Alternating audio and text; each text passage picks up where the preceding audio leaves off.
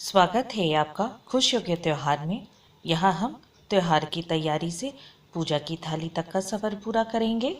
आज की वीडियो में जानिए नवमी तिथि का शुभ मुहूर्त कब है, साथ ही अष्टमी नवमी के दिन हवन करने की सरल विधि जानिए। साथ ही जानिए हवन करने के लिए हवन सामग्री की सूची। नवरात्रि के आखिरी दिन यानी नवमी तिथि को समस्त सिद्धि प्रदान करने वाली माँ सिद्धिदात्री का पूजन किया जाता है। अष्टमी तिथि की तरह ही नवरात्रि में नवमी तिथि का भी विशेष महत्व माना गया है। इस दिन माँ दुर्गा के 9 स्वरूप के प्रतीक 9 कन्याओं को अपने घर आमंत्रित करके पूजन किया जाता है। इसके साथ ही इस दिन एक बालक को भी आमंत्रित किया जाता है जिसे भैरव का स्वरूप माना जाता है। कन्या पूजन के साथ ही माँ दुर्गा को विदा कर दिया जाता है और नवरात्रि का समापन हो जाता है।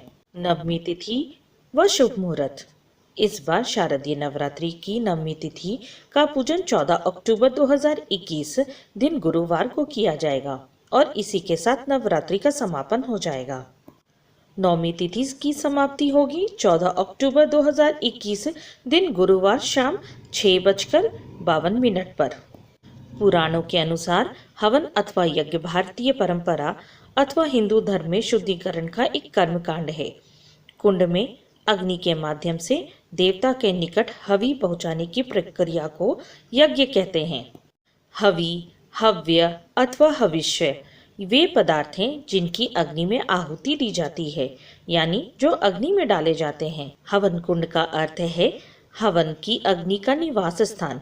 हवन कुंड में अग्नि प्रज्वलित करने के पश्चात इस पवित्र अग्नि में फल, शहद, घी, काष्ठ इत्यादि पदार्थ की आहुति प्रमुख होती है। नवरात्रि के पावन पर्व पर अष्टमी नवमी तिथि को हवन करने का विशेष महत्व है।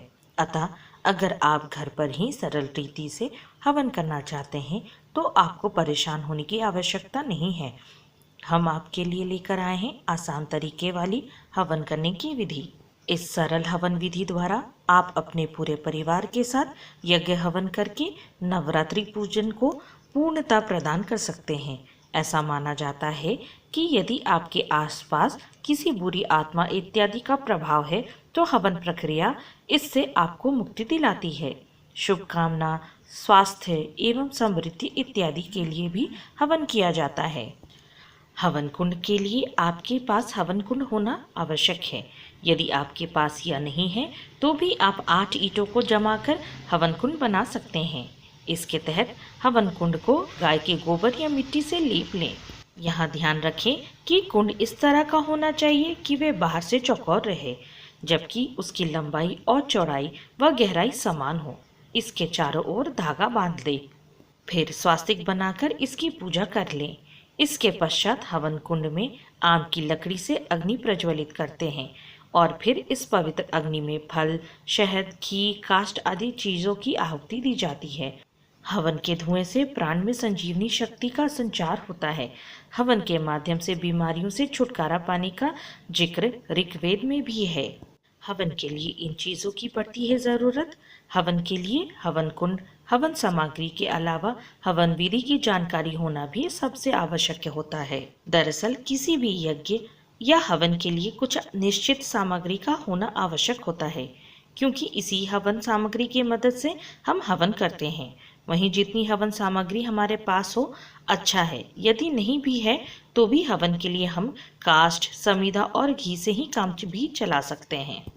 इसके साथ ही आम की या ढाक की सूखी लकड़ी, नवग्रह की आक, ढाक, कत्था, चिरचिटा, पीपल, कूलर, जांड, दूब, कुशा, 9 समीधा भी होनी चाहिए। इसके तहत कुष्मांड, पीठा, पंचमेवा, 15 पान, 15 कमलगट्टे, 15 सुपारी, गूगल 10 ग्राम, लौंग 15 जोड़े, लाल कपड़ा, 15 छोटी इलायची, शहद 50 ग्राम, 2 जायफल, चुन्नी, पीली सरसों, सिंदूर, उड़द मोटा, ऋतुफल 5, केले, नारियल 1, गोला 2 मीन फल, कपूर, गिलोय, सरोई 5, काली मिर्च, आम के पत्ते, भोजपत्र, सरसों का तेल, पंचरंग, केसर, लाल चंदन, सफ़ेद चंदन, सितावर, कत्था, मिश्री, अनारदाना। हवन करने से पहले स्वच्छता का ख्याल रखें। सबसे पहले रोज की पूजा करने के बाद अग्नि स्थापना करें। फिर आम की चकोर लकड़ी लगाकर कपूर रखकर जला दें। उसके बाद इन मंत्रों से आहुति देते हुए हवन शुरू करें। ओम आग्नेय नमः स्वाहा, ओम गणेशाय नमः स्वाहा, ओम गौरियाय नमः स्वाहा, ओम नवग्रहाय नमः स्वाहा, ओम दुर्गाय नमः स्वाहा, ओम महाकालिकाय नमः स्वाहा, ओम हनुमते नमः स्वाहा, ओम भैरवाय नमः स्वाहा, ओम कुल देवताय नमः स्वाहा, ओम स्थान देवताय नमः स्वाहा, ओम ब्रह्माय नमः स्वाहा, ओम विष्णवे नमः स्वाहा, ओम शिवाय नमः स्वाहा, ओम जयंती मंगला काली भद्रकाली कपालिनी दुर्गा क्षमा शिवा धात्री स्वाहा स्वधा नमस्तुते स्वाहा। ओम ब्रह्मा मुरारी त्रिपुरांतकारी भानु शशि भूमि सुतो बुधश्च गुरुश्च शुक्रे शनि राहु केतो सर्वे ग्रह शांतिकरा भवन्तु स्वाहा। ओम गुरु ब्रह्मा गुरु विष्णु गुरु देवो महेश्वरः गुरु साक्षात् परम ब्रह्मा तस्मै श्री गुरुवे नमः स्वाहा। ओम त्र्यंबकं यजामहे सुगंधिं पुष्टिवर्धनम् उर्वारुक्मिव बंधनान् मृत्युमोक्षे मामृतात् मृत्युंजय नमः स्वाहा। ओम शरणागत दीनार्थ परित्राण परायणे सर्वस्याति हरे देवी नारायणी नमस्तुते। इन मंत्रों से शुद्ध घी की आहुति दे। ओम प्रजापते स्वाहा, इदम प्रजापतये नमः। ओम इंद्राय स्वाहा, इदम इंद्राय नमः। ओम अग्नेय स्वाहा, इदम अग्नेय नमः। ओम भू स्वाहा, इदम अग्ने नमः। ओम भुवः स्वाहा, इदम वायवे नमः। ओम स्वः स्वाहा, इदम सूर्याय नमः। ओम ब्रह्मणे स्वाहा, इदम ब्रह्मणे नमः। ओम विष्णवे स्वाहा, इदम विष्णवे नमः। ओम श्रिये स्वाहा, इदम श्रिये नमः। ओम षोडश मातृभ्यो स्वाहा, इदम मातृभ्य नमः। नवग्रह के नाम या मंत्र से आहुति दे। गणेश जी की आहुति दे। सप्तशती या नरवाण मंत्र से जप करे। सप्तशती में प्रत्येक मंत्र के पश्चात स्वाहा का उच्चारण करके आहुति दे। प्रथम से अंत अध्याय के अंत में पुष्प, सुपारी, पान, कमलगट्टा, लौंग 2 नग, छोटी इलायची 2 नग, गूगल व शहद की आहुति दे और 5 बार घी की आहुति दे। यह सब अध्याय के अंत की सामान्य विधि है।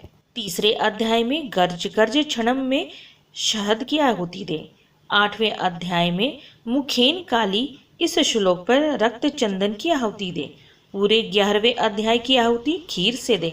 इस अध्याय से सर्वा बाधा प्रशमनम में काली मिर्च से आहुति दे।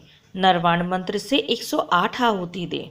हवन के बाद गोला में कलावा बांधकर फिर चाकू से काटकर ऊपर के भाग में सिंदूर लगाकर घी भरकर चढ़ा दें, जिसको बलि कहते हैं। फिर पूर्ण आहुति नारियल में छेद कर घी भरकर लाल तूल लपेटकर धागा बांधकर पान, सुपारी, लौंग, जायफल, बताशा, अन्य प्रसाद रखकर पूर्ण आहुति मंत्र बोले।